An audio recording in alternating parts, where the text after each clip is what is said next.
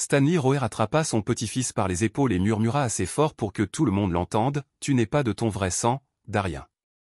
Ce garçon n'est même pas de toi. » La fourchette de Darien Whitlow s'arrêta à mi-chemin de sa bouche. La sauce barbecue coula sur son pantalon tandis que 37 membres de sa famille se tournaient vers lui. Le rire de sa femme, Amanda, s'éteignit dans sa gorge. Curtis Bragg, l'associé de son père, esquissa un sourire narquois depuis l'autre côté de la table du patio. « Papa, arrête, » dit Amanda, mais sa voix ne portait aucune protestation. « Je dis juste ce que tout le monde pense, » dit Stanley. Il lâcha Zach, 8 ans, et rajusta son polo. Photo de famille. Que de la vraie famille. Darien vit le visage de son fils s'effondrer. Le garçon avait été excité toute la matinée par la réunion annuelle de la famille Roper.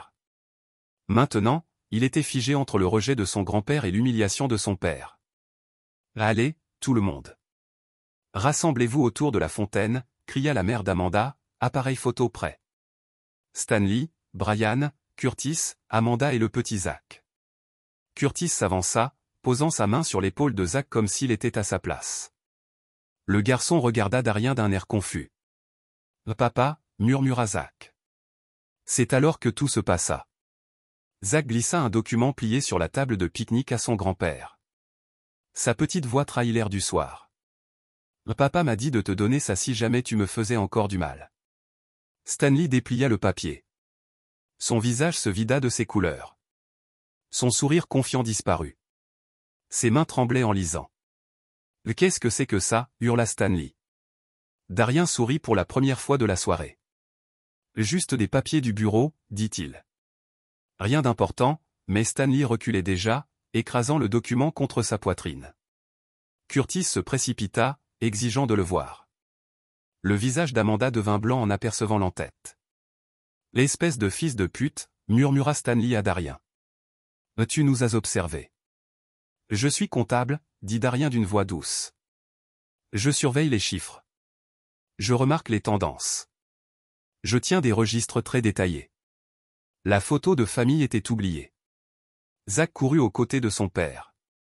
Amanda resta figée entre sa famille et son mari, comprenant enfin que l'homme discret qu'elle avait sous-estimé pendant des années avait toujours eu 3 longueurs d'avance. 3 semaines plus tôt, Darien avait installé la première caméra. Il ne s'était jamais considéré comme un espion. Mais quand votre fils de 8 ans rentre à la maison avec des bleus, il refuse de vous expliquer. Quand votre femme commence à travailler tard tous les mardis et jeudis. Quand votre beau-père vous regarde comme si vous étiez collé à sa chaussure. Un homme doit s'adapter. L'appareil photo n'était pas plus gros qu'un capuchon de stylo. Il le plaça derrière le portrait de famille dans le couloir, incliné vers la table de la cuisine où Amanda passait ses mystérieux appels téléphoniques. « Je vais juste au spa avec Jennifer », lui avait-elle dit ce matin-là. Mais Jennifer avait appelé à midi pour demander si Amanda voulait déjeuner. Darien travaillait presque tous les jours à domicile, gérant les comptes logistiques de l'autorité portuaire de Wilmington. Les chiffres étaient son langage, les schémas sa spécialité, et celui d'Amanda avait changé. 6 mois plus tôt, il avait ouvert son ordinateur portable et accédé à la vidéo. Cuisine vide. Il avait trouvé la position d'Amanda sur le forfait familial. Elle n'était pas dans un spa. Elle était au Marriott Downtown, chambre 347, d'après le signal GPS. La même chambre où Curtis Bragg séjournait depuis la fin de son divorce. Le téléphone de Darien vibra. Un SMS d'Amanda disait « Je suis en retard. Dîner avec papa et Curtis pour affaires. Je t'aime. » Il fit une capture d'écran du message et l'enregistra dans un dossier intitulé « Preuve ». Puis il appela l'école de Zach. « Madame Henderson » demanda Darien au téléphone. « C'est Darien Whitlow, le père de Zach. Je voulais confirmer qui vous avez indiqué comme contact d'urgence. » « Bien sûr, monsieur Whitlow. » Madame Henderson répondit, « Nous vous avons, votre femme Amanda et Curtis Bragg. » Darien resserra sa prise sur le téléphone. « Quand Curtis a-t-il été ajouté à cette liste » demanda-t-il. « Laissez-moi vérifier » dit Madame Henderson. « On dirait que Madame Whitlow l'a mise à jour il y a 3 mois. Y a-t-il un problème ?»« Pas de problème » répondit Darien. « Merci. Mais il y avait un problème. Un problème de taille. Curtis Bragg n'avait aucun lien juridique avec Zach. Il n'avait rien à faire avec les dossiers scolaires de son fils, à moins qu'Amanda ne prépare quelque chose. Darien ouvrit un nouveau dossier sur son ordinateur. Il l'intitula « Assurance ». Le matériel de surveillance arriva dans des colis non marqués la semaine suivante. Des enregistreurs audio, des traceurs GPS, un double de l'ancien iPhone d'Amanda qui reproduirait l'activité de son téléphone actuel. Darien avait beaucoup appris sur l'informatique judiciaire pendant sa certification comptable. Suivre des pistes financières et suivre des personnes n'était pas si différent. Il installa un traceur GPS sous la BMW d'Amanda pendant qu'elle prenait sa douche. L'enregistreur audio glissa dans son sac à main lors d'une de ses journées au spa. La configuration du clone du téléphone prit 30 minutes dans son bureau à domicile. Ce soir-là, Amanda semblait différente. Nerveuse, elle n'arrêtait pas de consulter son téléphone et de jeter des coups d'œil à Darien comme si elle le voyait pour la première fois.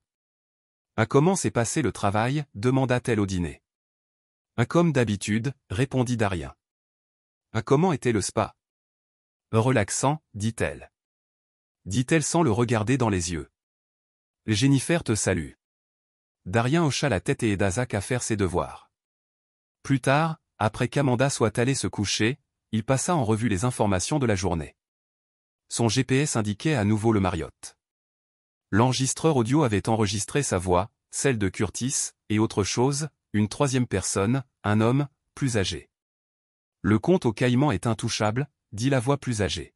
« Mais s'il commence à regarder les virements nationaux, nous sommes Darien ne regarde rien d'autre que ses feuilles de calcul », répondit Amanda. « Il est complètement paumé. »« Votre mari est comptable dans une compagnie maritime », dit Curtis. « Il traite des millions de transactions chaque mois. Il n'est pas paumé. » « Croyez-moi, » dit Amanda. « Je suis marié avec lui depuis 9 ans. Il est doux. Il ne se battra pas Darien mit l'enregistrement sur pause. Il connaissait cette troisième voix maintenant. Stanley Roer, son beau-père, était au courant de ce qui se passait. Il ouvrit un nouveau document et commença à taper. S'il le pensait mou, ils allaient bientôt apprendre le contraire. Mais d'abord, il fallait qu'ils comprennent exactement ce qu'ils préparaient. Le lendemain matin, la conseillère scolaire de Zach a appelé. « Monsieur Witt » a dit Sarah Martinez. « Voici Sarah Martinez, de l'école élémentaire Pine Valley. Je dois discuter de certaines inquiétudes concernant Zach. »« De quelles inquiétudes s'agit-il » a demandé Darien. « Il s'est renfermé ces derniers temps » a-t-elle expliqué. « Hier, il m'a demandé si les enfants pouvaient choisir chez qui vivre après le divorce. Je pensais que tu devrais le savoir. » Le sang de Darien s'est glacé. Là a-t-il dit autre chose, a-t-il demandé. Il a mentionné que sa mère et son grand-père avaient eu de nombreuses conversations sérieuses. Des conversations d'adultes, a-t-il dit, a dit mademoiselle Martinez. Et qu'un certain Curtis était plus souvent à la maison. Merci d'avoir appelé, a dit Darien. Je m'en occupe, monsieur Whitlow, a ajouté mademoiselle Martinez. Zach m'a aussi posé une autre question. Il voulait savoir s'il existait des lois concernant le retrait des enfants de leur père. Darien a raccroché et a immédiatement appelé son avocat. « Les preuves que vous avez rassemblées sont convaincantes », a déclaré Margaret Chen, l'avocate spécialisée en droit de la famille que Darien avait retenue. Mais il faut être prudent quant à la manière dont elles ont été obtenues. Elles étaient dans son bureau du centre-ville. Des photos de surveillance jonchaient la table de conférence, des transcriptions audio, des relevés de localisation GPS, des relevés bancaires que Darien avait récupérés grâce à son accès au compte professionnel partagé d'Amanda. Ces transferts financiers révèlent une tendance claire, a poursuivi Margaret. De l'argent circule de vos comptes joints vers des comptes contrôlés par Curtis Bragg et Stanley Roer. C'est un motif de fraude. Et la garde, a demandé Darien. C'est plus délicat, a-t-elle répondu.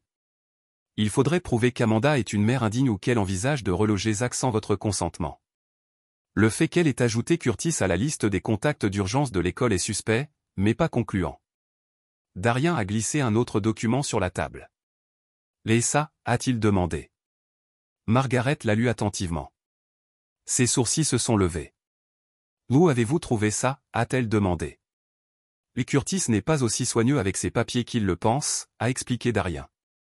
Il s'agit d'un bail pour une maison en Floride, signé par Amanda Whitlow et Curtis Bragg. Daté du mois prochain. Il prévoit de déménager. Margaret a déclaré avec mon fils, a ajouté Darien. Margaret s'est adossée à sa chaise. Ça change tout, a-t-elle dit. Nous pouvons déposer une demande de garde d'urgence et une injonction pour les empêcher de quitter l'État. Mais Darien, si tu te trompes, je ne me trompe pas, l'interrompit Darien. Je suis marié depuis 9 ans à une femme qui a l'intention de me détruire.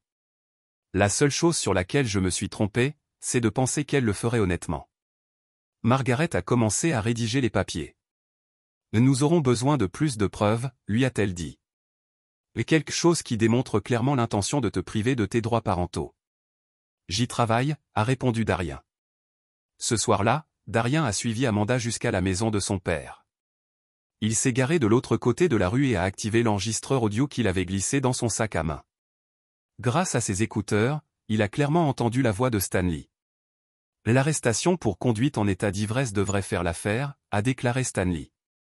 Mes contacts au commissariat veilleront à ce que ça reste. Et s'il refuse, demanda Amanda. Alors on fabrique d'autres preuves, répondit Stanley. Possession de drogue, violence conjugale, peu importe, rit Curtis. Ton père s'en occupe, ma puce, dit-il. Quand on aura fini, Darien n'aura plus de droit de visite, et encore moins la garde. Et Zach, demanda Amanda. Zach finira par comprendre, dit Stanley. Les enfants s'adaptent et Curtis sera une meilleure figure paternelle. Bref, Darien sauvegarda l'enregistrement et rentra chez lui. Zach était dans sa chambre, soi-disant endormi. Mais quand Darien alla voir comment il allait, le garçon était bien réveillé. « Papa, est-ce que maman et toi divorcés ?» demanda Zach. Darien s'assit au bord du lit. « Pourquoi demandes-tu ça ?» demanda-t-il. « Je l'ai entendu au téléphone, » expliqua Zach. Elle parlait de garde, d'avocat et tout ça, et grand-père Stanley disait des choses méchantes sur toi. « Quel genre de choses méchantes ?» demanda Darien. La voix de Zach se fit plus basse. « Il a dit que tu n'étais pas vraiment mon père, » murmura Zach. « Que je n'avais ni tes yeux ni ton nez. Que ma mère avait fait une erreur en t'épousant. » Darien sentit quelque chose se briser dans sa poitrine. Pas de tristesse, quelque chose de plus froid, de plus dangereux. « Zach, regarde-moi, » dit Darien fermement. « Je suis ton père. Je suis ton père depuis ta naissance. Personne ne peut changer ça. Ni grand-père Stanley, ni Curtis, ni personne. Tu comprends ? Et s'ils essayaient, demanda Zach. Darien sortit une enveloppe scellée de la poche de sa veste. Alors, donne-leur ça, ordonna-t-il. Qu'est-ce que c'est ? demanda Zach. Une assurance, répondit Darien. L'arrestation pour conduite en état d'ivresse eut lieu un jeudi soir. Darien rentrait chez lui après une réunion avec un client lorsque les lumières bleues apparurent dans son rétroviseur. Il se gara, les mains visibles sur le volant, son téléphone enregistrant tout. « Permis et carte grise », dit l'agent, sur sa plaque d'immatriculation indiquée Patterson. « Agent, je n'ai pas bu », dit Darien. « Sortez du véhicule, monsieur », ordonna l'agent Patterson. Darien obtempéra. Le test de sobriété sur le terrain était une plaisanterie. Il avait réussi tous les éléments, mais Patterson l'obligea à souffler dans l'éthylotest quand même. 08, annonça Patterson. Vous êtes en état d'arrestation pour conduite sous influence. C'est impossible, protesta Darien. Je ne bois pas, dites-le au juge, rétorqua Patterson. Mais Darien s'y attendait. Il avait complètement arrêté de boire 6 mois plus tôt, dès qu'il avait soupçonné Amanda de préparer quelque chose. Il avait également installé une caméra embarquée dans sa voiture et transporté un éthylotest personnel qui affichait 0,00 quelques minutes avant le contrôle. Au poste, il demanda une analyse de sang indépendante. Le sergent de service tenta de la retarder, mais Darien connaissait ses droits. L'analyse sanguine ne révélerait aucune alcoolémie. Les charges seraient abandonnées, mais pas avant qu'Amanda puisse utiliser l'arrestation contre lui au tribunal. Sauf qu'Amanda n'est jamais venue le libérer sous caution. Darien passa la nuit en prison à téléphoner à son avocat, à son frère en Virginie, à un détective privé qu'il envisageait d'engager. Au matin, il avait un plan. Et Amanda avait commis sa première grave erreur. « Où étais-tu hier soir ?» demanda-t-il lorsqu'elle décrocha enfin. « Je te l'ai dit. »« Dîner avec Jennifer ?» Amanda répondit, « Je ne savais pas que tu avais été arrêté avant ce matin. » Jennifer était à son club de lecture hier soir. Darien dit, j'ai déjà vérifié. Silence. Puis Amanda demanda, pourquoi es-tu venu me voir? Parce que ma femme n'a pas payé ma caution. Darien répondit, parce que mon fils a passé la nuit seul pendant que j'étais enfermé pour un crime que je n'ai pas commis. Parce que tu me mens depuis des mois. Darien, tu es paranoïaque, accusa Amanda. Vraiment, interpella Darien. Explique ensuite pourquoi Curtis Bragg est indiqué comme contact d'urgence de Zach à l'école. Explique pourquoi tu le rencontres au Marriott 2 fois par semaine. Explique la maison que tu as louée en Floride. Un autre silence de plus cette fois. Je pense qu'on devrait parler, dit finalement Amanda. Je pense qu'on devrait, acquiesça Darien. Ce soir, après que Zach soit couché. Mais cette conversation devrait attendre, car quand Darien rentra, Stanley Roer était assis dans son salon, buvant son café et lisant son journal. Bonjour, gendre, dit Stanley sans lever les yeux. Il faut qu'on discute. Tu vas abandonner la demande de garde, dit Stanley. Il posa le journal et fixa Darien du même regard qui intimidait les suspects lorsqu'il était policier. Tu vas plaider coupable pour conduite en état d'ivresse et tu vas accepter de les conditions du divorce d'Amanda. Quelles conditions? Demanda Darien. Visite surveillée un week-end sur 2, énuméra Stanley. Pas de nuitée, pension alimentaire et pension alimentaire pour enfants à hauteur de 60% de vos revenus. Et vous signez un accord de confidentialité concernant l'entreprise familiale. Darien se versa un café comme si son monde n'était pas en train d'imploser. De quelle entreprise familiale s'agit-il? Demanda-t-il. Ne fais pas l'idiot, rétorqua Stanley. Amanda nous a parlé de votre petite opération de surveillance. Nous savons que vous avez observé, écouté, enregistré. Ça s'arrête maintenant. Ou quoi? Demanda Darien. Stanley sourit. Ce n'était pas une expression agréable. Où la conduite sous influence devient une habitude, menaça-t-il. Possession de drogue, violence conjugale, mise en danger d'enfants. J'ai encore des amis dans la police, Darien. De bons amis qui me doivent des services. Tu menaces de me piéger, déclara Darien. Je promets de protéger ma famille, corrigea Stanley. Amanda a fait une erreur en t'épousant. Nous corrigeons cette erreur. Darien hocha lentement la tête. Je vois, dit-il. Et Curtis, quel est son rôle dans ce plan de protection familiale? Curtis sera un bon beau-père pour Zach, déclara Stanley. Meilleur que toi. Meilleur comment? Demanda Darien. Il n'est pas faible, ricana Stanley. Il ne passe pas ses soirées avec des feuilles de calcul. Il peut subvenir aux besoins de ma fille comme tu ne pourrais jamais le faire. Darien posa sa tasse de café. Stanley, puis-je te demander quelque chose? Quoi? Grogna Stanley. Tu me crois vraiment faible? Demanda Darien. Stanley rit. Fiston, je t'observe depuis 9 ans, dit-il. Tu t'excuses quand Amanda te crie dessus. Tu la laisses dépenser ton argent comme elle veut. Tu travailles à la maison en pyjama. Ouais, je te trouve faible. L'intéressant, songea Darien. Parce qu'un homme fort n'aurait pas besoin de piéger quelqu'un pour obtenir ce qu'il veut. Un homme fort n'aurait pas besoin de menacer un père de lui enlever son enfant. Un homme fort n'aurait pas besoin de comploter avec le petit ami de sa fille pour commettre une fraude. Le sourire de Stanley s'estompa. De quoi parlez-vous? Demanda-t-il. Darien sortit son téléphone et passa un enregistrement audio. La voix de Stanley emplit la pièce. Le compte aux îles Caïmans est intouchable, mais s'il commence à regarder les transferts nationaux, nous perdrons toute couleur sur le visage de Stanley.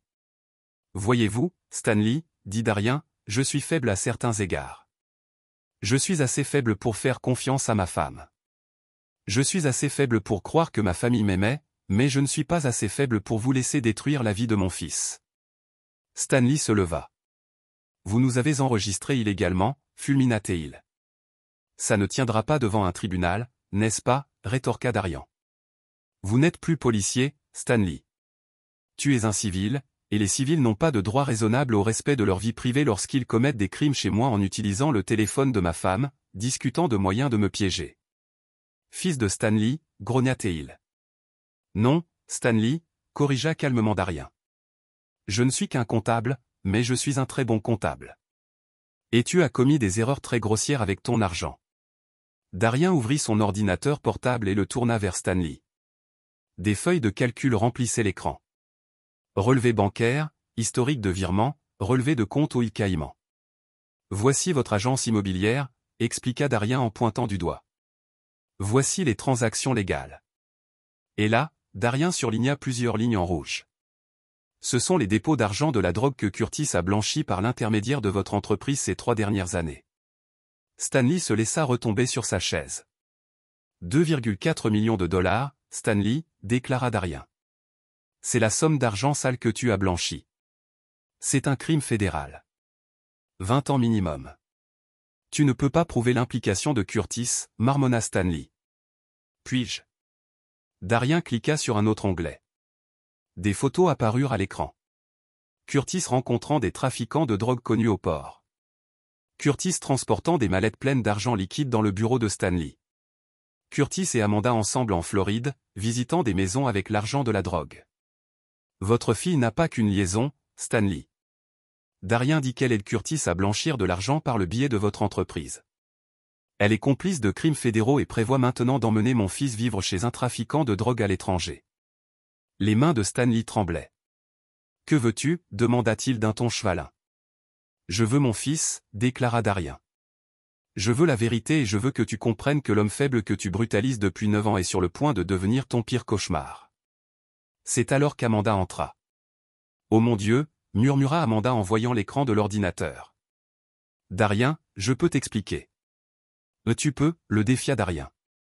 Pouvez-vous expliquer pourquoi vous avez ajouté un trafiquant de drogue au contact d'urgence de notre fils? Pouvez-vous expliquer pourquoi vous avez volé de l'argent sur nos comptes pour financer l'opération de Curtis?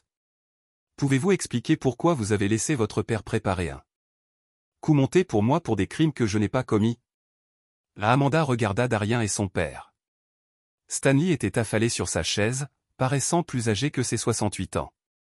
Vous ne comprenez pas toute la situation, dit-elle. Alors expliquez-moi, répondit Darien. Amanda s'assit en face de lui. Pendant un instant, elle ressemblait à la femme qu'il avait épousée 9 ans plus tôt. Jeune, vulnérable, honnête. Curtis avait des ennuis, commença-t-elle. De vrais ennuis. Il devait de l'argent à des gens très dangereux. S'il ne les remboursait pas, ils allaient le tuer. Alors, vous l'avez aidé à blanchir l'argent de la drogue, affirma Darien. Nous l'avons aidé à survivre, insista Amanda. Et oui, nous allions recommencer notre vie en Floride. Tous ensemble. Toi, moi, Zach, Curtis. Moi? Darien demanda, incrédule. Curtis a des relations là-bas, dit Amanda. Des opportunités commerciales légitimes. Tu aurais pu en faire partie. Darien la fixa du regard. Tu pensais que ça me conviendrait, demanda-t-il. Je pensais que tu comprendrais une fois que tu saurais toute la vérité, répondit-elle. Toute la vérité? Darien ricana. Amanda, tu prévoyais de divorcer et de prendre mon fils. Tu as volé de l'argent sur nos comptes. Tu as aidé des criminels. Qu'est-ce que tu pensais que je comprendrais? Le sang-froid d'Amanda se brisa. Parce que j'essaie de sauver notre famille, s'écria-t-elle. En la détruisant, rétorqua Darien. En la protégeant, hurla Amanda. Tu crois que les problèmes de Curtis disparaîtront si on les ignore? Tu crois que ces gens à qui il doit de l'argent se soucient qu'ils sortent avec ta femme? Ils s'en prendront à nous tous, Darien. Toi, moi, Zach, tout le monde. Stanley finit par parler. Elle a raison sur ce point, dit-il. Curtis s'est retrouvé dépassé. On essayait de régler ça. En me faisant accuser de conduite sous influence, demanda Darien. En planifiant de me cacher de la drogue, en m'emmenant mon fils. En veillant à ta sécurité. Amanda dit, si tu étais en prison, si tu avais un droit de visite surveillé, si tu étais hors de portée, il ne pourrait pas t'utiliser pour atteindre Curtis. Darien sentit quelque chose changer en lui. Une froide compréhension. Tu n'as jamais essayé de sauver la famille, Amanda, dit-il. Tu essayais de sauver Curtis, et tu étais prêt à nous sacrifier, Zach et moi, pour y parvenir. Ce n'est pas vrai, nia Amanda. N'est-ce pas, rétorqua Derry. Si Curtis meurt, tu perds ton petit ami. Si je vais en prison, tu perds un mari qui n'a jamais vraiment compté pour toi. Choix facile. Amanda se mit à pleurer. Je n'aurais jamais voulu que ça aille aussi loin, sanglota-t-elle. Mais c'est allé aussi loin, dit Darien. Et maintenant, nous sommes tous en danger à cause de tes choix. C'est alors que la sonnette retentit. La voix de Zach s'éleva de l'étage. Papa, il y a des voitures de police dehors. Darien regarda Stanley. Tu les as appelés, demanda-t-il. Stanley secoua la tête. Ce n'est pas moi, dit-il. Amanda s'approchait déjà de la fenêtre. Oh mon Dieu, oh non, halta-t-elle. Darien, ce ne sont pas des policiers locaux. Ce sont des agents fédéraux. Darien ouvrit son ordinateur portable et supprima plusieurs fichiers. Amanda, prends Zach et va chez ta mère, ordonna-t-il. Maintenant? Quoi? Pourquoi? Demanda-t-elle. Parce que Curtis vient d'être arrêté, expliqua Darien. Et en fouillant son téléphone, ils trouveront des preuves du blanchiment d'argent, ce qui signifie qu'ils s'en prendront à Stanley, ce qui signifie que cette maison est sur le point d'être fouillée. Stanley était déjà debout. J'ai des appels à passer, dit-il. Non, Stanley, dit Darien. Tu dois filer. La sonnette retentit à nouveau. Un coup officiel retentit. Agents fédéraux, ouvrez la porte, tonna une voix. Amanda saisit le bras de Darien. Viens avec nous, supplia-t-elle. Je ne peux pas, répondit Darien. Je ne suis pas impliqué dans cette affaire. Mon casier judiciaire est vierge. Je suis la victime, tu te souviens? Mais ils t'interrogeront, dit-elle. Laisse-les faire, affirma Darien. Je n'ai rien à cacher. Mais toi et ton père devaient être partis avant qu'ils ne fassent le lien. Stanley se dirigeait déjà vers la porte de derrière. Amanda, viens, insista-t-il. Elle hésita, regardant Darien une dernière fois. Je suis désolé, dit-elle. Je n'ai jamais voulu que ça se passe comme ça. Je sais, répondit Darien. Mais c'est arrivé comme ça. Et maintenant, nous devons tous en subir les conséquences. Amanda l'embrassa sur le front et courut après son père. Darien entendit la porte de derrière claquer au moment même où la porte d'entrée s'enfonçait. L'interrogatoire du FBI dura 6 heures. L'agent Sarah Mitchell était minutieuse, professionnelle et visiblement frustrée par le peu de connaissances de Darien sur l'opération criminelle. Votre femme transférait de l'argent de vos comptes joints à Curtis Bragg depuis plus d'1 an. L'agent Mitchell dit, vous n'avez jamais remarqué. J'ai remarqué les transferts, répondit Darien. Amanda m'expliqua qu'il s'agissait de prêts destinés à aider Curtis à se remettre sur pied après son divorce. J'avais confiance en ma femme. 40 000 $ de prêts. L'agent Mitchell insista. Ma femme a des goûts de luxe en matière de charité, plaisanta Darien. L'agent Mitchell fit glisser des photos sur la table. Curtis rencontrant des trafiquants de drogue. Stanley acceptant des mallettes pleines d'argent. Amanda signant des documents dans une banque en Floride. Avez-vous déjà assisté à l'une de ces réunions? Demanda l'agent Mitchell. Non, répondit Darien. Votre femme a-t-elle déjà discuté des relations d'affaires de Curtis avec vous? Demanda-t-elle. Elle dit qu'il travaillait dans la promotion immobilière, répondit Darien. Je n'avais aucune raison d'en douter, monsieur Whitlow. L'agent Mitchell dit, votre beau-père a été policier pendant 25 ans. Votre femme est diplômée en administration des affaires. Votre beau-frère travaille dans la sécurité d'entreprise. Êtes-vous en train de me dire qu'aucun d'eux n'a jamais mentionné que Curtis Bragg blanchissait l'argent de la drogue? Darien la regarda dans les yeux. Agent Mitchell, dit-il, ma famille ne m'a jamais considéré comme assez intelligent pour participer à leurs conversations importantes. Ils ont probablement raison. Mais l'agent Mitchell n'était pas stupide. Elle se renversa dans son fauteuil et observa le visage de Darien. Vous en savez plus que vous ne le dites, observa-t-elle. Je sais que ma femme avait une liaison, déclara Darien. Je sais qu'elle prévoyait de divorcer et d'emmener mon fils en Floride. Je sais qu'elle a volé de l'argent sur nos comptes. Tout le reste m'est inconnu. Vous avez déposé une demande de garde d'urgence il y a 2 jours, a souligné l'agent Mitchell. Ça suggère que... Vous saviez que quelque chose clochait. Je savais que ma femme me trompait et prévoyait de quitter l'État avec mon fils. Darien a dit que c'était une raison suffisante pour déposer une demande de garde. L'agent Mitchell a ouvert un autre dossier. Nous avons trouvé du matériel de surveillance chez vous. Elle a parlé de caméras, d'enregistreurs audio, de traceurs GPS. Ce n'est pas le comportement d'un homme qui fait confiance à sa femme. C'est le comportement d'un homme qui soupçonne sa femme d'avoir une liaison, a rétorqué Darien. C'est aussi le comportement d'un homme qui recueille des preuves contre l'entreprise criminelle de sa famille, a suggéré l'agent Mitchell. Darien a presque souri. Agent Mitchell, a-t-il dit, si je recueillais des preuves contre une entreprise criminelle, ne pensez-vous pas que j'aurais appelé le FBI moi-même? Elle n'avait pas de réponse à cela. 3 heures plus tard, Darien était libéré. Aucune inculpation n'a été déposée. Aucune restriction de mouvement.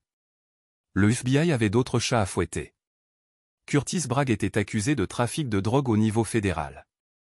Stanley Roer était recherché pour blanchiment d'argent et complot.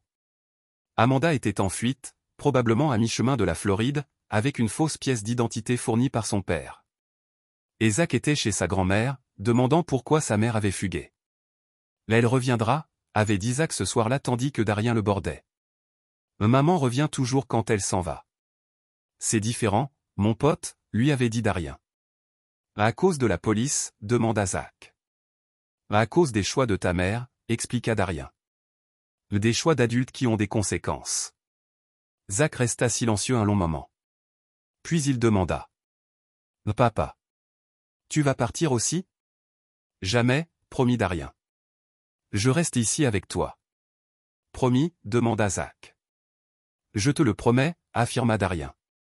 Mais même en le disant, Darien savait que la situation était plus compliquée que ce que son fils de 8 ans pouvait comprendre. Amanda était partie, mais elle était toujours la mère de Zach. Stanley était en fuite, mais il était toujours le grand-père de Zach. Curtis était en détention fédérale, mais il vivait dans leur maison depuis des mois.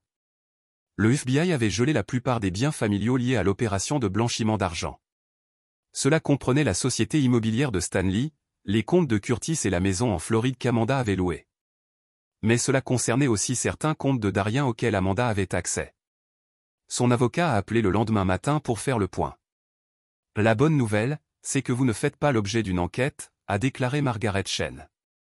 La mauvaise nouvelle, c'est que votre demande de garde est compliquée par le fait qu'Amanda est désormais une fugitive fédérale. Qu'est-ce que cela signifie? A demandé Darien. Cela signifie que le tribunal ne peut pas procéder aux arrangements habituels de garde tant qu'Amanda ne s'est pas rendue ou n'a pas été arrêtée, a expliqué Margaret. En attendant, vous avez la garde de facto de Zach. Et si elle est arrêtée, a demandé Darien. Alors, elle sera poursuivie au niveau fédéral, a dit Margaret. Selon son degré d'implication dans le blanchiment d'argent, elle pourrait encourir 10 à 15 ans de prison. Darien éprouva une froide satisfaction. Amanda avait tout misé sur un plan qui nécessitait sa coopération ou sa destruction. Au lieu de cela, elle s'était détruite elle-même. Mais la satisfaction était tempérée par l'inquiétude pour Zach. Le garçon allait perdre sa mère, son grand-père est le seul foyer stable qu'il ait jamais connu. Tout cela parce que les adultes de sa vie avaient préféré le crime à la famille. Cet après-midi-là, Jennifer, la sœur d'Amanda, appela. Darien? Commença Jennifer. Je viens d'apprendre ce qui s'est passé. Zach va-t-il bien? Il est confus et effrayé, mais il va bien. Répondit Darien. Et toi? Je suis choqué, admit Jennifer. Je savais qu'Amanda était malheureuse, mais je n'aurais jamais imaginé qu'elle soit impliquée dans une telle chose. Aucun de nous ne l'aurait imaginé, dit Darien. Jennifer hésita. En fait, ce n'est pas tout à fait vrai, avoua-t-elle. J'ai essayé de te prévenir pour Curtis il y a des mois. J'ai envoyé des lettres. Des lettres, demanda Darien, surpris. 3. Confirma Jennifer. Je t'avais dit que Curtis était une mauvaise nouvelle. Qu'il utilisait Amanda. Que tu devais faire attention? Darien fronça les sourcils. Je n'ai jamais reçu de lettres, dit-il.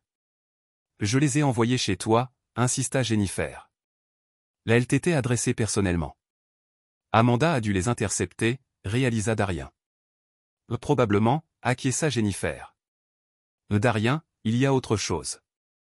Quelque chose que j'aurais dû te dire il y a des années. Quoi? Demanda Darien. Amanda te trompe depuis que Zach a 3 ans, révéla Jennifer. Différents hommes. Curtis est le dernier né. Les mots frappèrent Darien comme un coup de poing. À 3 ans, répéta-t-il. Je suis désolé, dit Jennifer. Je voulais te le dire, mais Amanda m'a supplié de ne pas le faire. Elle a dit qu'elle arrêterait, que ce n'était qu'une phase, qu'elle vous aimait trop, toi et Zach, pour briser la famille. Mais elle n'a pas arrêté, affirma Darien. Elle est devenue plus prudente, expliqua Jennifer, et s'est impliquée davantage avec des gens pires. Curtis n'est pas qu'un trafiquant de drogue, Darien. Il est lié à des organisations très dangereuses. Amanda n'est pas tombée amoureuse d'un mauvais garçon. Elle est tombée amoureuse d'un vrai criminel. Darien s'assit durement. Pourquoi me dis-tu ça maintenant, demanda-t-il. Parce qu'Amanda m'a appelé hier soir, dit Jennifer. Elle compte revenir chercher Zach. Quoi, s'exclama Darien. Elle pense que si elle peut amener Zach en Floride, elle pourra disparaître définitivement. Jennifer l'avertit. Nouvelles identités, nouvelle vie. Les liens criminels de Curtis les aident à disparaître. Elle ne peut pas prendre Zach. Darien déclara. Des agents fédéraux la surveillent. Elle s'en fiche. Jennifer dit qu'elle est désespérée, et que les gens désespérés font des choses dangereuses. Darien raccrocha et appela immédiatement l'agent Mitchell. On s'attendait à ça, dit l'agent Mitchell. Amanda Whitlow n'a plus rien à perdre. Son petit ami est en détention fédérale. Son père est en fuite et son fils est son seul moyen de pression. Pourquoi faire, demanda Darien. Pour négocier un accord, expliqua l'agent Mitchell. Si elle vous apporte des informations précieuses sur le trafic de drogue de Curtis, nous pourrions envisager de réduire ses charges. Quel genre d'informations, demanda Darien. Nom de fournisseur, emplacement de drogue, détails sur le réseau criminel de Curtis, l'agent Mitchell énuméra. Le genre d'informations que seul un proche de Curtis pouvait détenir. Et si elle ne les a pas, demanda Darien. Alors elle prépare probablement un plan désespéré, conclut l'agent Mitchell. Cette nuit-là, Darien installa de nouvelles serrures à toutes les portes et fenêtres. Il activa le système de sécurité de la maison qu'Amanda avait toujours qualifié de trop sensible. Il rangea son arme dans le tiroir de la table de nuit et s'assura qu'elle était chargée. Puis il s'assit avec Zach pour la conversation la plus difficile de sa vie. « Mon pote, j'ai besoin que tu écoutes très attentivement, » commença Darien. « Ta mère essaiera peut-être de venir te voir bientôt. »« C'est bien, non ?» demanda Zach. « C'est compliqué, » répondit Darien. « Ta mère a des ennuis avec la police. Si elle vient ici, elle pourrait essayer de t'emmener avec elle. »« Où irions-nous » se demanda Zach. « Je ne sais pas, » dit Darien. « Mais si ça arrive, je veux que tu te souviennes d'une chose très importante. Tu n'es pas obligé de l'accompagner si tu ne le souhaites pas. » Zach parut perplexe. « Mais c'est ma mère, » dit-il. « C'est ta mère et elle t'aime, » reconnut Darien. « Mais parfois, les gens qu'on aime font de mauvais choix, et ces mauvais choix peuvent blesser leur entourage. »« Comme quoi ?» demanda Zach. « Comme fuir au lieu d'affronter les problèmes, » expliqua Darien. « Comme mentir à ceux qui leur font confiance. Comme mettre leurs enfants en danger. » Zach resta silencieux un long moment. « Papa » demanda-t-il finalement. « Tu crois que maman ira en prison ? » « Je pense qu'il y a de fortes chances que ce soit le cas. »« Oui » répondit Darien. « Pour combien de temps ?» demanda Zach. « Je ne sais pas » dit Darien. « Peut-être longtemps. » Zach se mit à pleurer. Darien le serra dans ses bras jusqu'à ce que ses larmes cessent, sachant que l'enfance de son fils était bel et bien terminée. Fini. Quoi qu'il arrive ensuite, Zach ne verrait plus jamais sa mère comme la personne capable de le protéger du monde. Au contraire, il avait appris que parfois, les personnes censées vous protéger sont celles dont vous avez besoin de protection. 3 jours plus tard, Amanda rentra à la maison. Elle utilisa sa clé pour entrer à 2 heures du matin. Darien était réveillé, assis dans le salon, son arme sur la table basse et l'agent Mitchell en numérotation abrégée. « Ne fais pas ça » dit Amanda en le voyant prendre le téléphone. « S'il te plaît, laisse-moi juste lui parler. » Elle avait l'air terrible, maigre, épuisée, plus âgée que ses 35 ans. Ses vêtements étaient sales et ses cheveux en bataille. Elle ressemblait à ce qu'elle était, une fugitive qui vivait dans la rue depuis une semaine. « Il dort » dit Darien. « Je sais » répondit Amanda. « Je surveillais la maison. Je connais son emploi du temps. »« Le FBI surveille aussi la maison » lui rappela Darien. « Je le sais aussi » dit Amanda. Ils sont garés de l'autre côté de la rue dans une berline bleue. Agent Mitchell et agent Rodriguez. Ils sont là depuis 3 jours. Darien observa le visage de sa femme. Que veux-tu, Amanda, demanda-t-il. Je veux t'expliquer, dit-elle. Je veux que tu comprennes pourquoi j'ai fait ce que j'ai fait. Je comprends parfaitement, rétorqua Darien. Tu as choisi Curtis plutôt que ta famille. J'ai choisi la survie plutôt que la fantaisie, rétorqua Amanda. Qu'est-ce que ça veut dire, demanda Darien. Amanda s'assit en face de lui, prenant soin de ne pas laisser ses mains visibles. Ça veut dire que notre mariage n'allait jamais durer, affirma-t-elle. Ça veut dire que tu ne me suffirais jamais. J'essayais de trouver une issue qui ne détruise pas tout le monde. En me faisant accuser de crimes que je n'ai pas commis, demanda Darien. Et en te protégeant de crimes que tu ne pouvais pas gérer, affirma Amanda. Darien faillit rire. Tu crois que je ne pourrais pas gérer le trafic de drogue de ton petit ami, demanda-t-il. Je pense que tu es exactement ce que tu as toujours été, dit Amanda. Un comptable discret qui aime ses feuilles de calcul, sa routine et sa vie paisible. Il n'y a rien de mal à ça, Darien, mais ce n'est pas suffisant pour quelqu'un comme moi. Quelqu'un comme toi, répéta Darien. Quelqu'un qui a besoin de plus que de la sécurité de la banlieue et du confort de la classe moyenne, expliqua-t-elle. Tu avais besoin d'argent, de la drogue et de petits amis criminels, demanda Darien. Le sang-froid d'Amanda se brisa. J'avais besoin de me sentir vivante, s'exclama-t-elle. J'avais besoin de sentir que ma vie comptait. J'avais besoin de me sentir plus qu'une simple femme au foyer mariée à un comptable. Alors, tu as décidé de devenir un criminel, déclara Darien. J'ai décidé de devenir moi-même, rétorqua Amanda. Ils se regardèrent par-dessus la table basse. 9 ans de mariage réduits à cet instant. 2 personnes qui ne s'étaient jamais vraiment connues, enfin honnêtes. Et maintenant, demanda Darien. Maintenant, je prends Zach et on disparaît, déclara Amanda. Non, dit Darien fermement. Ce n'est pas ton choix, rétorqua Amanda. Ce n'est pas le tien non plus, dit Darien. Zach a 8 ans. Il peut choisir à quel parent il a confiance. Il me choisira, insista Amanda. Je suis sa mère. Tu es une fugitive, fit remarquer Darien. Tu risques d'être inculpé au niveau fédéral. Tu vis avec un trafiquant de drogue. Tu as volé de l'argent sur son budget d'études. Tu as laissé ton père comploter pour faire accuser son père de crime? Qu'est-ce qui te fait croire que Zach te choisira? Amanda sortit une arme de sa veste. Ça, dit-elle. Darien regarda l'arme, puis le visage de sa femme. Tu vas me menacer de tirer devant notre fils, demanda-t-il. Je vais mettre mon fils en sécurité, dit Amanda. Amanda, réfléchis à ce que tu fais, insista Darien. Si tu prends Zach sous la menace d'une arme, tu ne le sauves pas. Tu le traumatises. Tu le rends complice d'un enlèvement. C'est mon fils, répéta Amanda.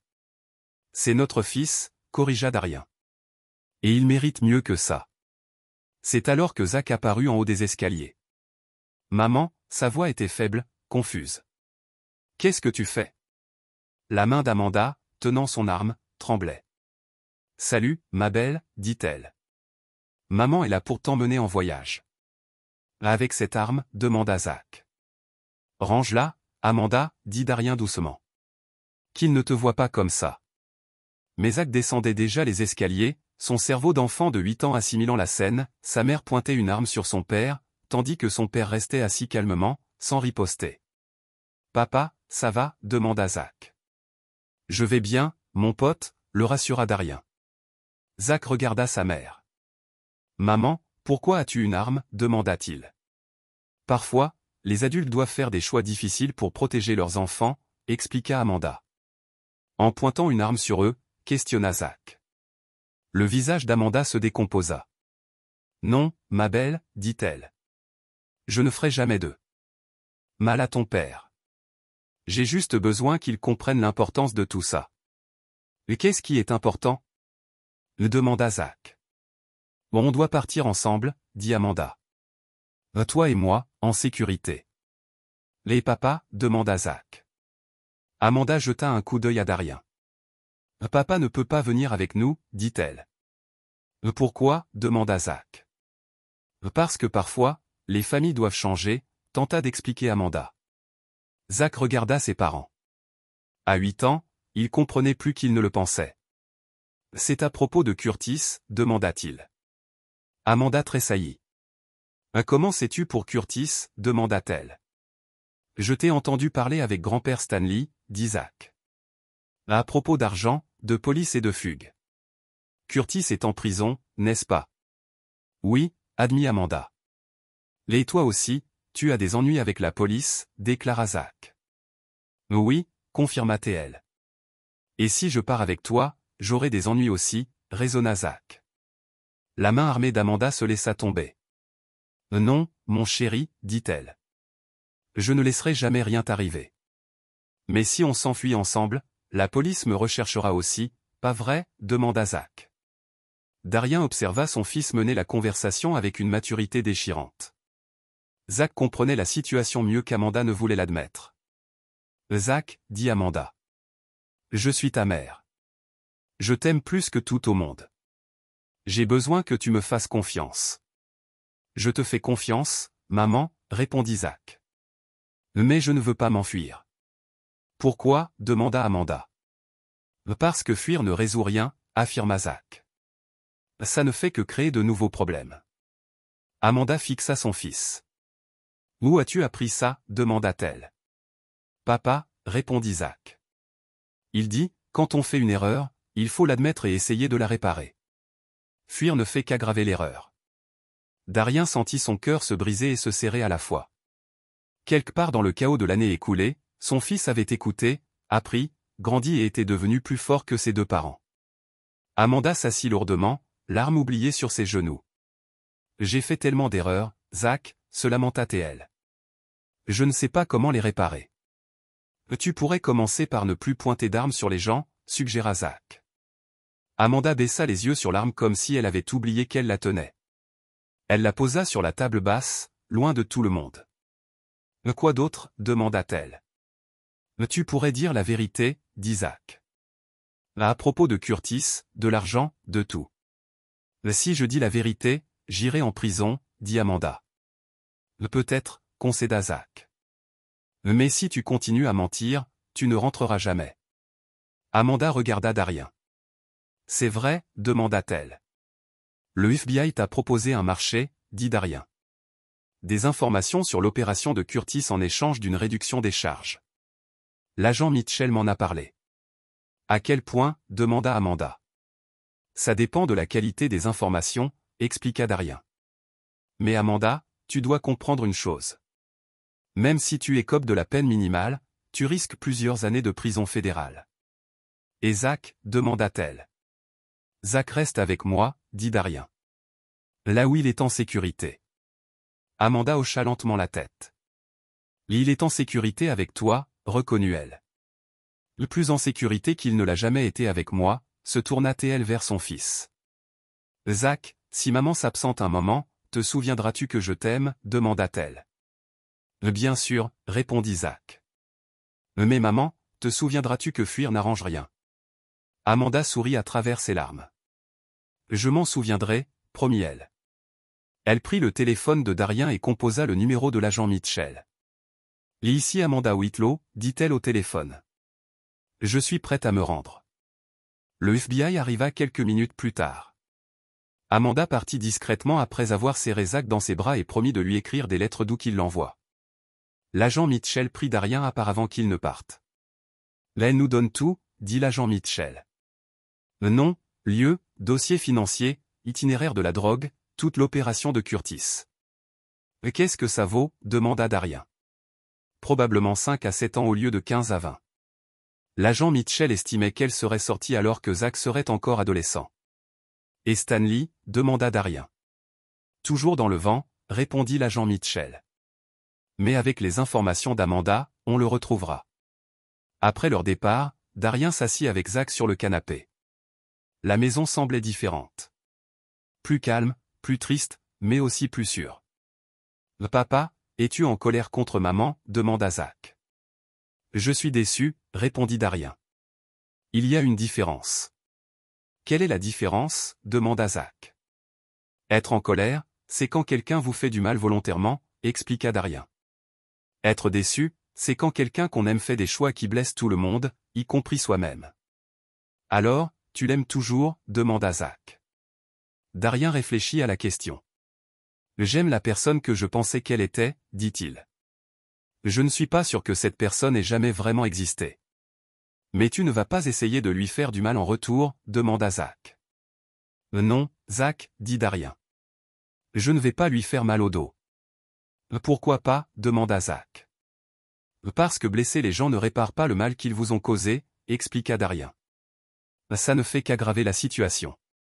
Zach hocha la tête, comme si c'était parfaitement logique. Papa, je peux te demander autre chose, demanda-t-il. Toujours, répondit Darien.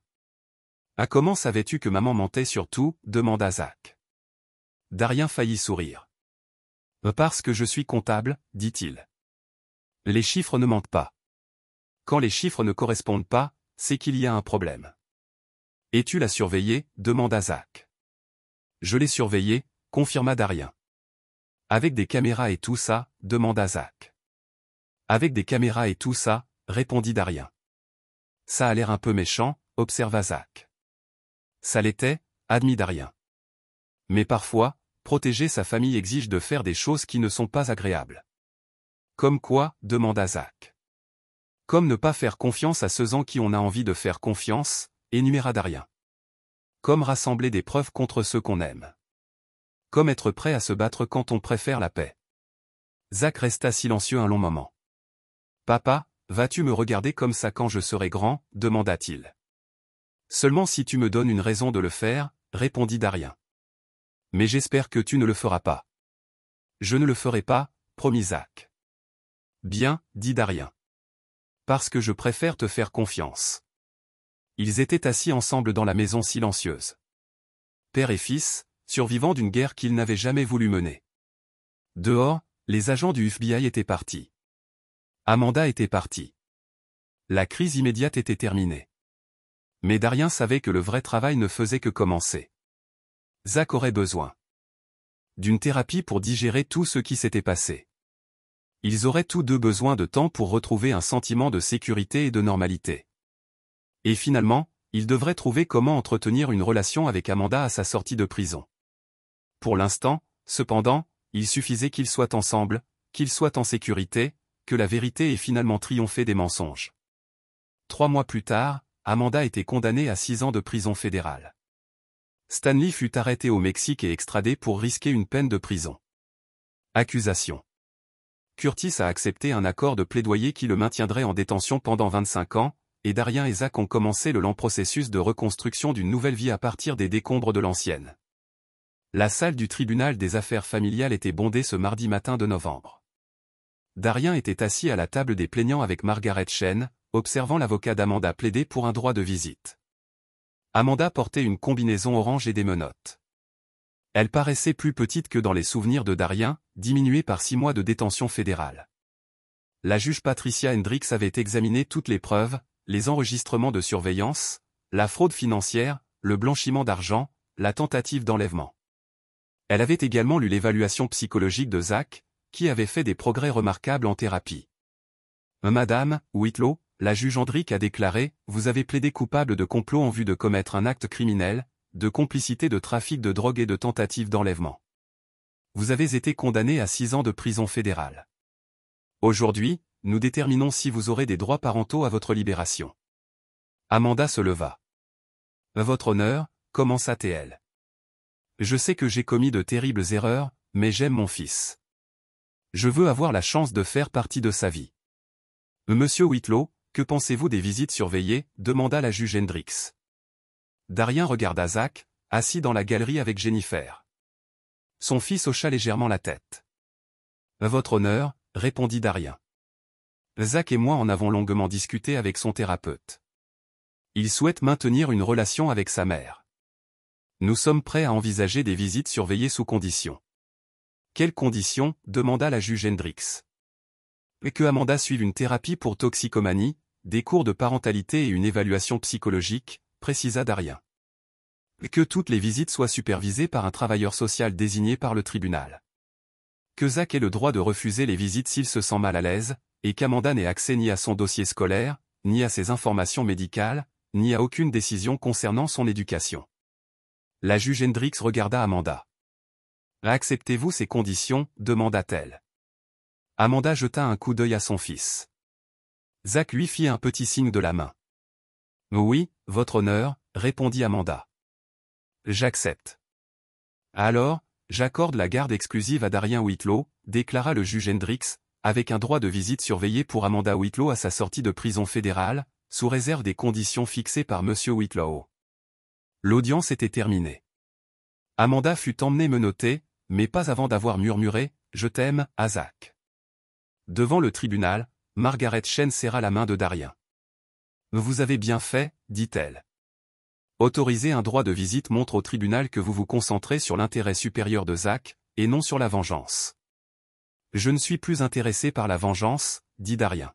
« Je veux aller de l'avant. » Mais ce n'était pas tout à fait vrai, car plus tard dans l'après-midi, Darien reçut un appel téléphonique qui allait tout changer.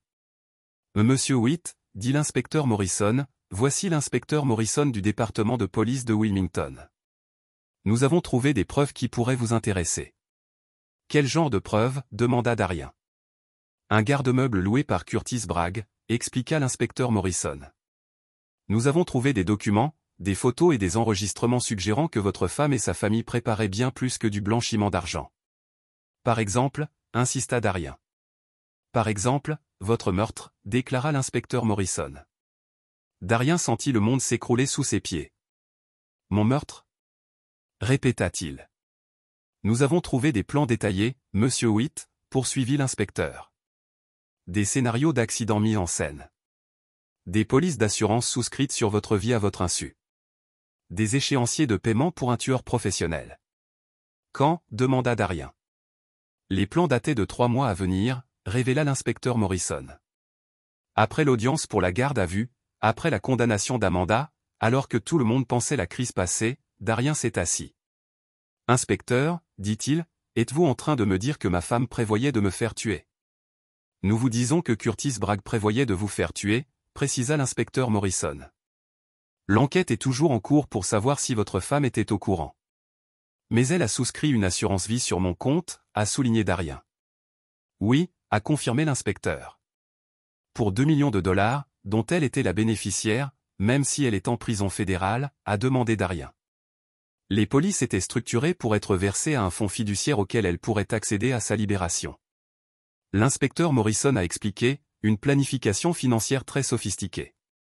Darien a repensé à Amanda au tribunal ce matin-là, plaidant pour un droit de visite, promettant d'être une meilleure mère, lançant « Je t'aime » à leur fils, tout en sachant qu'elle avait planifié son assassinat. L'inspecteur Morrison, que va-t-il se passer maintenant, a demandé Darien. Nous allons maintenant arrêter Amanda Whitlow pour complot en vue de commettre un meurtre, a répondu l'inspecteur. Et nous avons quelques questions à vous poser pour savoir si vous soupçonniez quoi que ce soit. Je soupçonnais ma femme d'être capable de beaucoup de choses, a dit l'inspecteur Darien, mais je n'ai jamais soupçonné qu'elle était capable de me faire tuer. Eh bien, monsieur Whitlow, a observé l'inspecteur Morrison. On dirait que tu l'as sous-estimé. Ce soir-là, Darien fit asseoir Zach pour une autre conversation difficile.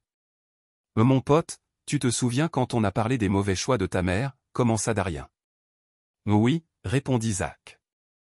Eh bien, il s'avère qu'elle a fait des choix encore pires qu'on ne le pensait, continua Darien. Pire encore, comment, demanda Zach. Darien peinait à trouver les mots justes pour exprimer le concept de tueur à gages. Là, elle avait l'intention de me faire du mal, expliqua-t-il très mal. D'une manière qui aurait signifié que je ne pourrais plus être ton père. Zach le fixa du regard. Tu veux dire qu'elle allait te tuer, demanda-t-il. Oui, confirma Darien. Même après qu'elle t'ait dit qu'elle t'aimait, demanda Zach. Oui, répondit Darien. Même en sachant que ça ferait de moi un orphelin, insista Zach. Oui, dit Darien. Zach resta silencieux un long moment. Lorsqu'il parla enfin, sa voix était plus vieille que ses 9 ans.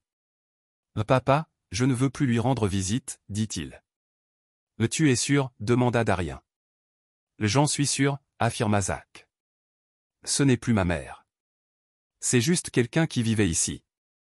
Zach, C'est toujours ta mère biologique, lui rappela Darien. Ça ne change pas. Mais elle ne se comporte pas comme une mère, argumenta Zach. Les mères n'essaient pas de tuer les pères de leurs enfants. Darien serra son fils dans ses bras. Non, elles ne le font pas, acquiesça Théil. Papa, demanda Zach. Ouais, répondit Darien. Je suis content que tu sois plus intelligent qu'elle ne le pensait, dit Zach. Moi aussi, mon pote, répondit Darien. Moi aussi. La deuxième arrestation d'Amanda fit la une des journaux nationaux. L'histoire avait tout pour plaire. Infidélité en banlieue, argent de la drogue, trahison familiale et tentative de meurtre. Les chaînes d'information ont couvert l'affaire pendant des semaines. Le comptable discret qui avait déjoué un complot pour meurtre lisait un titre. Comment les opérations de surveillance d'un homme lui avaient sauvé la vie en lisait un autre. Darien ignora la majeure partie de l'attention médiatique. Il s'intéressait davantage au rapport final du FBI sur l'organisation criminelle de Curtis Bragg. L'opération avait été plus vaste qu'on ne le pensait. Curtis ne se contentait pas de blanchir l'argent de la drogue. Il coordonnait les expéditions de drogue via le port où travaillait Darien. Il utilisait Amanda pour recueillir des informations sur la sécurité portuaire, les horaires de transport et les procédures douanières. Amanda n'avait pas seulement eu une liaison avec un criminel. Elle l'avait aidé à planifier des crimes sur le lieu de travail de son mari. Elle vous a parfaitement joué, a déclaré l'agent Mitchell à Darien lors de leur dernier entretien. Elle connaissait votre emploi du temps, vos habilitations de sécurité, votre accès au système portuaire. Curtis prévoyait d'utiliser ces informations pour une importante expédition de drogue au printemps prochain. Après ma mort, a déclaré Darien, après votre mort, a confirmé l'agent Mitchell. Avec Amanda comme veuve, elle aurait eu accès à vos dossiers professionnels, à votre identifiant de port, à vos codes de sécurité, à tout ce dont Curtis avait besoin. Et Zach, a demandé Darien. Zach aurait été sa couverture. L'agent Mitchell a expliqué que la veuve en deuil travaillait dur pour subvenir aux besoins de son fils orphelin. Très compréhensif. Une protection parfaite contre les soupçons. Darien se sentait mal. Elle allait utiliser notre fils comme un complice dans son opération criminelle. Il a compris que c'était bien ce à quoi cela ressemblait. S'est interrogé l'agent Mitchell. Pour combien de temps, a demandé Darien. D'après les projections financières que nous avons trouvées, a répondu l'agent Mitchell, Curtis prévoyait une opération de 5 ans, avec plusieurs livraisons importantes de drogue par an utilisant votre identité et vos accès. Nous estimons qu'ils auraient gagné entre 50 et 70 millions. Et puis, a ajouté Darien, alors Amanda et Zach auraient eu un accident aussi. L'agent Mitchell a déclaré, des détails à régler. Darien regardait par la fenêtre du bureau du FBI. Au loin, il apercevait le port où il avait travaillé pendant 7 ans, où il avait traité des manifestes d'expédition légitimes, sans jamais soupçonner que sa femme aidait des criminels à transformer son lieu de travail en un véritable réseau de trafic de drogue. Agent Mitchell, puis-je vous demander quelque chose, a demandé Darien. Bien sûr, a-t-elle répondu. Pensez-vous qu'Amanda nous ait jamais aimés, moi ou Zach, ou était-ce juste une partie du plan, demanda Darien. L'agent Mitchell réfléchit à la question. Honnêtement, commença-t-elle, je crois qu'elle adorait votre image. La stabilité, la respectabilité, la couverture que vous lui avez fournie. Mais l'amour n'implique pas de planifier un meurtre pour de l'argent. Non, ce n'est pas le cas, acquiesça Darien. Pour ce que ça vaut, monsieur Whitlow. L'agent Mitchell ajouta, vous avez sauvé bien plus que votre propre vie. Si cette opération avait réussi, le réseau de drogue de Curtis se serait étendu à tout le sud-est. Des centaines de milliers de personnes auraient été touchées. Je ne cherchais à sauver personne, sauf mon fils. Darien dit, parfois, c'est suffisant. L'agent Mitchell répondit, le second procès d'Amanda était prévu pour le printemps suivant. Elle faisait face à de nouvelles accusations, complot en vue de commettre un meurtre, racket et terrorisme liés à l'utilisation prévue d'installations portuaires pour le trafic de drogue. Si elle était reconnue coupable, elle passerait le reste de sa vie dans une prison fédérale. Mais Darien avait cessé de suivre la procédure judiciaire. Il avait des choses plus importantes à faire. La fête des 10 ans de Zach était petite, juste la famille, les amis, son thérapeute et Jennifer. Il jouait au laser game, mangeait du gâteau et parlait de choses et d'autres comme l'école, le sport et les jeux vidéo. Papa, dit Zach ce soir-là tandis que Darien le bordait. Je peux te demander quelque chose ? Toujours, répondit Darien. Tu crois que je finirai comme maman, demanda Zach. Non, dit Darien fermement. Comment peux-tu en être sûr, insista Zach. Parce que je te connais, expliqua Darien.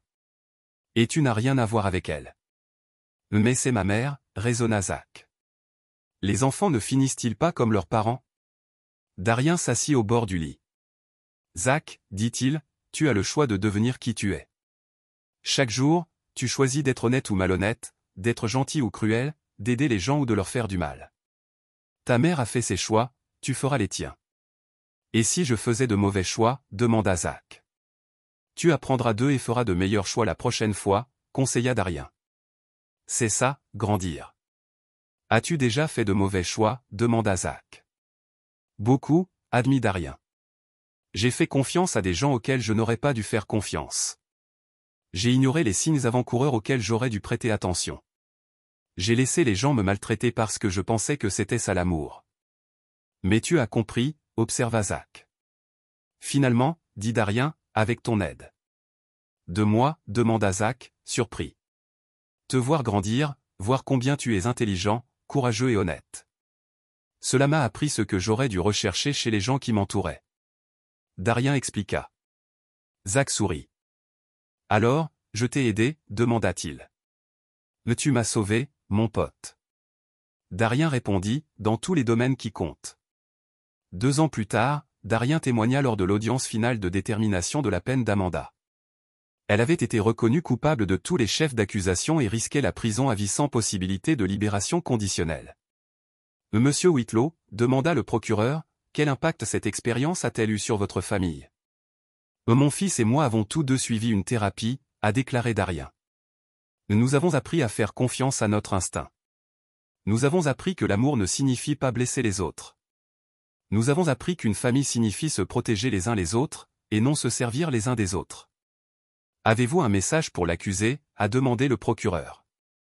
Darien a regardé Amanda pour la première fois depuis 2 ans. Elle paraissait plus âgée, accablée par la vie en prison et le poids de ses choix. J'espère qu'elle comprend que les actes ont des conséquences. Darien a ajouté, j'espère qu'elle utilisera son temps en prison pour comprendre pourquoi elle pensait que l'argent était plus important que la famille. Et j'espère qu'elle sait que notre fils grandit et qu'il sera tout ce dont elle aurait pu être fière si elle avait fait d'autres choix. Amanda s'est mise à pleurer, mais Darien s'éloignait déjà.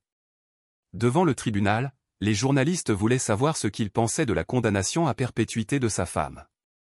J'ai le sentiment que justice a été rendue, a-t-il déclaré.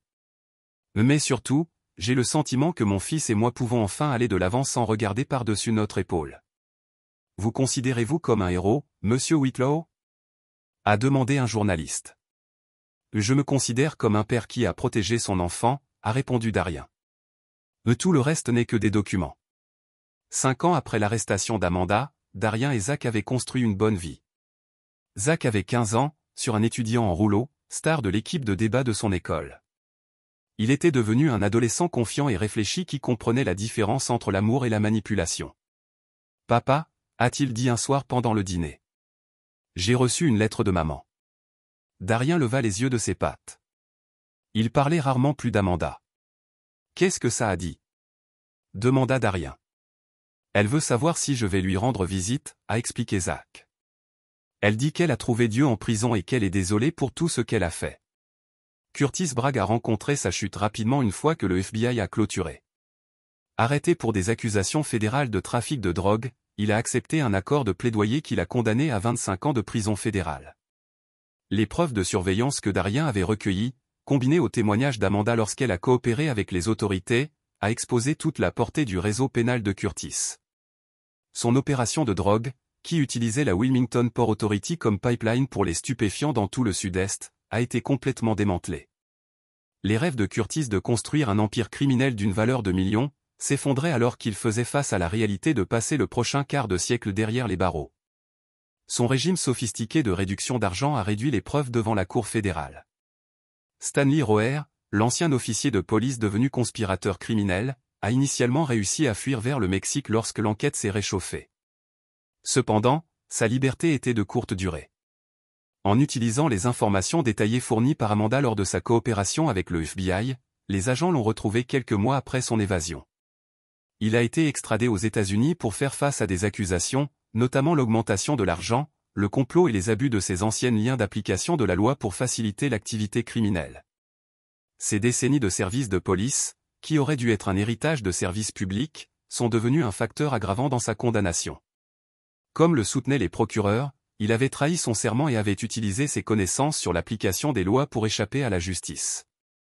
Stanley a subi une longue peine fédérale, son entreprise immobilière s'est saisie en tant que produit de l'activité criminelle, le laissant passer ses années restantes à réfléchir à la façon dont son désir de protéger sa fille avait finalement détruit toute sa famille.